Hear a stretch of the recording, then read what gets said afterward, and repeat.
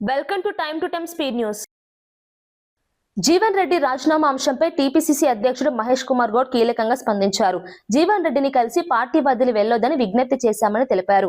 2023 ఎన్నికల తర్వాత జరిగిన పరిణామాలతో తాను ఇబ్బంది పడ్డానని జీవన్ రెడ్డి చెప్పినట్లు వెల్లడించారు. కార్యకర్తల సూచనల మేరకు ఈ నిర్ణయం తీసుకున్నానని ఆయన పేర్కొన్నట్లు తెలిపారు. రాజీనామా నిర్ణయాన్ని పునః పరిశీలించాలని కోరుతూ మాట్లాడామని చెప్పారు. అయితే సమావేశం అనంతరం జీవన్ రెడ్డి తన నిర్ణయంలో మార్పు లేకుండా కనిపించారని సమాచారం. రేపటి సమావేశం యథావిధిగా జరుగుతుందని జీవన్ రెడ్డి ప్రకటించడం రాజకీయంగా ప్రాధాన్యత సంతరించుకుంది. కాంగ్రెస్ లో ఈ పరిణామం ఉద్రిక్తతను పెంచుతోంది. నేతల మధ్య చర్చలు కొనసాగుతున్నాయి. పరిస్థితి ఎలా మారుతుందో ఆసక్తి నెలకొంది. అవసరంగా జీవన్ రెడ్డి గారు ఇబ్బందులకు గురైనారు.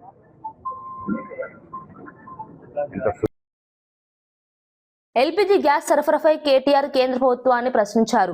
కేంద్రం కొరత లేదని చెబుతున్నా క్షేత్రస్థాయిలో పరిస్థితి భిన్నంగా ఉందని అన్నారు. గోడౌన్ల వద్ద ప్రజలు క్యూలో నిలబడుతున్నారని పేర్కొన్నారు. రాష్ట్రంపై బాధ్యతను నెట్టేసే ప్రయత్నం జరుగుతోందని విమర్శించారు. కొన్ని రాష్ట్రాల్లో ఎన్నికల వరకు సరఫరాను నియంత్రించే ప్రయత్నం జరుగుతోందని ఆరోపించారు. మే 4 తర్వాత సిలిండర్ బరువును 12 కేజీల నుంచి 10 కేజీలకు తగ్గించే యోచన ఉందని తెలిపారు. ఇది ప్రజలకు నష్టం కలిగించే నిర్ణయమని అన్నారు.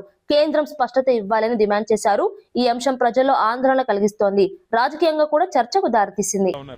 కేంద్ర పెట్రోలియం శాఖ మంత్రి మాట్లాడినా, ప్రధానమంత్రి మాట్లాడినా ఏమీ లేదు, అంతా బానే ఉంది అని విశ్వాసాన్ని కల్పించే విధంగా వారు మాట్లాడుతున్నారు. కానీ క్షేత్రస్థాయిలో పరిస్థితులు అట్లా లేవు. వాళ్ళ ఏ గోడౌన్ కాడికి పోయినా భారీ క్యూ లైన్లు, భారీగా ప్రజలు ఆందోళనలో ఉన్నారు.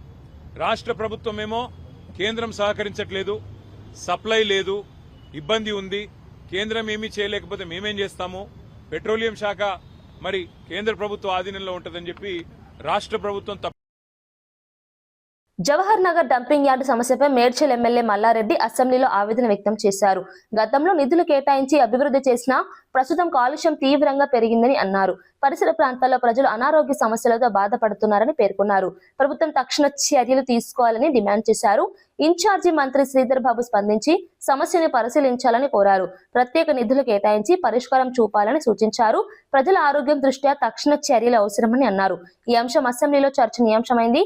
సమస్యపై ప్రభుత్వం ఎలా స్పందిస్తుందో చూడాలి. వచ్చినందుకు ఇప్పుడు మళ్ళా మాకు ఇన్ఛార్జ్ మంత్రి అయినందుకు చాలా హ్యాపీగా ఫీల్ అయినా. కాకపోతే ఇప్పుడు ఎంత బాధపడుతున్నా అంటే అంత బాధపడుతున్నా, భరించలేను ఆ బాధను. నా గుండె. శ్రీరామనవమి శోభాయాత్రను శాంతియుతంగా నిర్వహించేందుకు ప్రజలు సహకరించాలని సిపి సజ్జనార్ విజ్ఞప్తి చేశారు. నగరంలో భద్రతా ఏర్పాట్లు పటిష్టంగా చేపట్టామని తెలిపారు. పండుగ సందర్భంగా అవాంఛనీయ ఘటనలు జరగకుండా ముందస్తు చర్యలు తీసుకున్నామని చెప్పారు. నిర్వాహకులు పోలీసులతో సమన్వయం చేసుకోవాలని సూచించారు. యాత్రను నిర్ణీత సమయానికి ప్రారంభించి నియమాలను పాటించాలని కోరారు. భక్తులు శాంతి భద్రతలకు సహకరించాలని విజ్ఞప్తి చేశారు. పోలీస్ శాఖ పూర్తి స్థాయిలో అప్రమత్తంగా ఉందని తెలిపారు. పండుగను సాఫీగా నిర్వహించేందుకు అన్ని చర్యలు తీసుకున్నామని స్పష్టం చేశారు. ప్రజల సహకారంతో విజయవంతం చేయాలని పిలుపునిచ్చారు. గత 16 సంవత్సరాల నుంచి ఇక్కడ హైదరాబాద్ లో ఈ సెలబ్రేషన్స్ చాలా సక్సెస్ఫుల్ గా మనం అందరి సహకారంతో కంప్లీట్ చేయడం జరిగింది. ఈ సంవత్సరం కూడా చాలా పక్కద్బందీగా ఏర్పాటు చేసి ఎటువంటి అవాంఛనీయ సంఘటన జరగకుండా ఒక అందరి సహకారంతో ఈసారి కూడా ఈ ఉత్సవాన్ని కంప్లీట్ చేయడానికి యంత్రాంగం కృషి చేస్తుంది. మా వైపు నుంచి ప్రభుత్వ తరఫు నుంచి కూడా అన్ని సహకారం ఉంటుంది ఈ ఉత్సవాన్ని సక్సెస్ఫుల్ గా కంప్లీట్ చేయడానికి. సో ప్రజలందరూ కూడా ప్రతి ఒక్క ఫెస్టివల్ ని అందరూ సహకరిస్తారు. ఈసారి కూడా అందరూ కూడా ఈ ఉత్సవానికి సహకరించాలి. అందరూ కూడా హైదరాబాద్ కి మంచి పేరు తీయడానికి అందరూ కూడా మాతోని చేకల్పాలని చెప్పి కోరుతున్నాను. సీతక్క కారుణ్య నియామకాల ద్వారా అనేక కుటుంబాలకు భరోసా కల్పించారు. విధి నిర్వహణలో మరణించిన ప్రభుత్వ ఉద్యోగుల కుటుంబాలకు నియామక పత్రాలు అందజేశారు. పెండింగ్ లో ఉన్న దరఖాస్తులను వేగంగా పరిశీలించి అర్హులైన వారికి ఉద్యోగాలు కల్పించినట్లు తెలిపారు. ఈ పథకం ద్వారా బాధిత కుటుంబాలు ఆర్థికంగా నిలదొక్కునే అవకాశం కలుగుతుందని పేర్కొన్నారు. ప్రభుత్వ బాధ్యతగా ఈ చర్యలు చేపట్టామని చెప్పారు. ఉద్యోగాలు పొందిన వారు సమాజానికి సేవ చేయాలని సూచించారు. ప్రజలకు అందుబాటులో ఉండే నాయకత్వం చూపుతున్నారని అభిప్రాయాలు వ్యక్తమవుతున్నాయి. ఈ చర్యతో అనేక కుటుంబాలకు ఉపశమనం కలిగింది. ప్రభుత్వం సంక్షేమానికి ప్రాధాన్యత ఇస్తుందని తెలిపారు. తల్లియో తండ్రో లేదా భర్తో భార్యనో ఇలా ఉద్యోగాలు చేసి చనిపోయినటువంటి వాళ్లకు తక్షణం వేయాల్సిన అవసరం ఉండే, కానీ 10 ఏళ్ళు 12 ఏళ్ళు అట్లా పట్టడం భువనగిరి ఎంపీ చామల కిరణ్ కుమార్ రెడ్డి పార్లమెంట్లో కీలక అంశాన్ని లేవనెత్తారు. పశు సంవర్ధక శాఖకు సంబంధించిన నిధుల విడుదలతో జాప్యం జరుగుతోందని ఆందోళన వ్యక్తం చేశారు.